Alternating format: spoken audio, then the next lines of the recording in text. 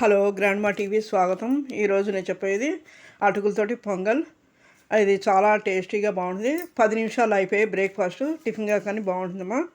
దీంట్లో కావాల్సింది ఒక గ్లాసు అటుకులు, ఒక 2-3 స్పూన్లు పెసరపప్పు, కావాలంటే ఇంకా ఎక్కువ వేసుకోవచ్చు.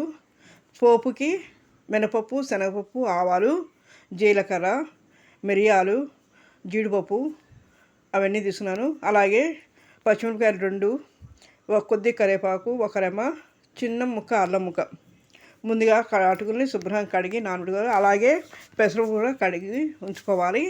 మనం బాండి తీసుకుని నూనె వేసి దాంట్లో ఈ పోపు దినుసులన్నీ మినపప్పు, శనగపప్పు, ఆవాలు, ఎండుమిర్చి వేయించాలి. తర్వాత పచ్చిమిరపకాయలు, కరివేపాకు, అల్లం వేసి వేయించేసి ఒకసారి బాగా వేగిన తర్వాత దాంట్లో ఈ పెసరపప్పు, నానబెట్టిన పెసరపప్పుని ఉడకనివ్వాలి. కుక్కర్లో అయినా చేసుకోవచ్చు, కాకపోతే నేను విడిగా చేశాను. చేసి అవి ఉడుకుతున్నప్పుడు బాగా ఉడుకుతాయి.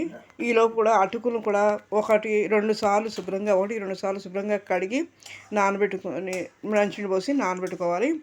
ఇది ఉడికి ఒక 10 నిమిషాల్లో ఈ పప్పు ఉడికిపోతుంది.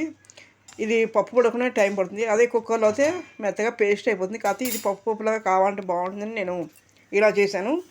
ఉడికిన తర్వాత మనం నానబెట్టి కడిగి ఉంచుకున్న అటుకుల్ని మెత్తగా నీళ్ళు లేకుండా పిండేసి దీనిపైన వేసుకుని దానికి సరిపడా ఉప్పు వేసుకోవాలి.